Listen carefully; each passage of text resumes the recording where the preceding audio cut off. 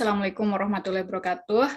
Perkenalkan, nama saya Mufidatun Hasanah dari gelombang 5 angkatan 36 kelompok 3, dan di tugas ini saya dan Muhammad Faris ada di kelompok 1.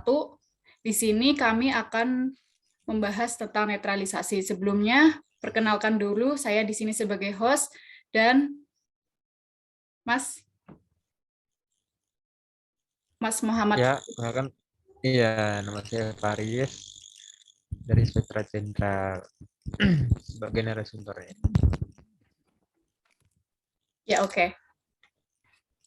Untuk netralisasi di sini, kita akan membahas tentang banyaknya pelanggaran netralisasi para ASN, yaitu terutama tentang pemilu. Sebelumnya saya akan share screen dulu.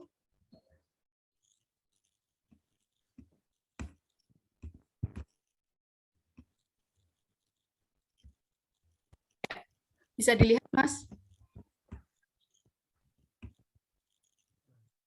Bisa dilihat? Nah, udah Ya. bisa. Jadi ada kasus di Indonesia, terdapat ribuan ASN dilaporkan langgar netralitas. Terutama netralitas ini dilanggar yaitu saat terjadi pemilu, baik itu pemilu pilpres maupun pilkada di daerah-daerah. Ya, dari artikel ini maka kita akan diskusi ya, Mas. Diskusi tentang bagaimana itu netralitas. Sebelumnya bagaimana Mas Faris, tahu apa belum apa itu netralitas? Kalau menurut saya netralitas itu berarti tidak adanya satu kubu gitu, jadi tidak memihak salah satu atau lebih pihak. Yang saya memihak juga tidak boleh melakukan tindakan diskriminasi terhadap pihak tertentu gitu loh Mbak. Jadi kita berlaku adil untuk menurut aku. Ya betul. Netralitas itu berarti tidak memihak salah satu atau lebih pihak ya. Selain tidak memihak, seorang juga tidak boleh melakukan tindakan diskriminasi terhadap pihak tertentu. Nah, di sini juga ASN wajib tahun 2010. Nah, di sini menurut Anda bagaimana dengan netralitas ASN di Indonesia sekarang khususnya terhadap pemilu, Mas? Kalau netralitas ASN ini yang sudah saya cari-cari sebelumnya itu, yang mana semakin tahun itu semakin meningkat ya pelanggaran netralitas itu di PNS PNS. Itu berdasarkan data yang saya dapat, itu tren pelanggaran netralitas itu dari 2015 ke 2010, yaitu dari 2015 terdapat 6 pelanggaran, 2016 itu 11 pelanggaran, 2017 itu terdapat 10 pelanggaran, 2018 terdapat 101 pelanggaran, 2019 77 pelanggaran, dan tahun 2020 ada 209 pelanggaran. Yang mana pelanggaran netralitas itu biasanya disebabkan dari banyak faktor ya Mbak. Itu mungkin salah satunya ada kayak hubungan keluarga gitu, jadi dia ada ketidakadilan gitu dengan pihak lainnya gitu loh. Menurut saya sih seperti itu. Ya, benar. Memang sih sekarang akhir-akhir ini itu beberapa oknum PNS banyak ya yang melanggar netralitas terhadap pemilu yang ada di Indonesia, baik itu demi keluarga, mungkin ada juga yang demi uang ya, Mas.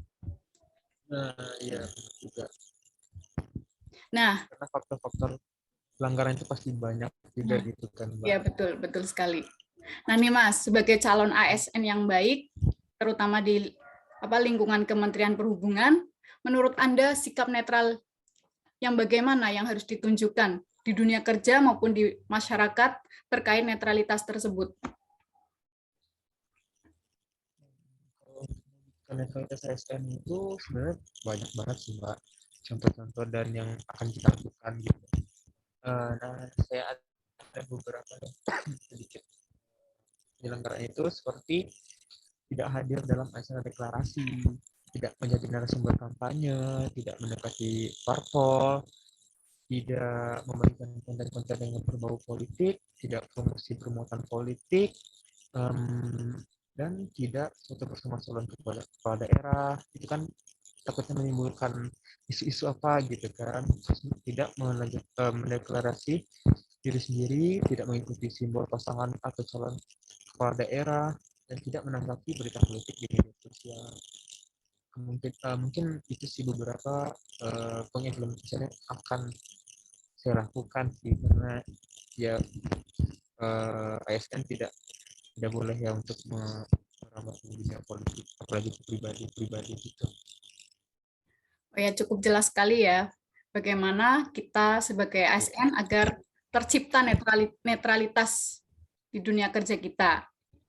Nah, Jadi kesimpulannya kita nggak boleh memihak salah satu parpol dalam pilihan tersebut ya. Ya, benar sekali.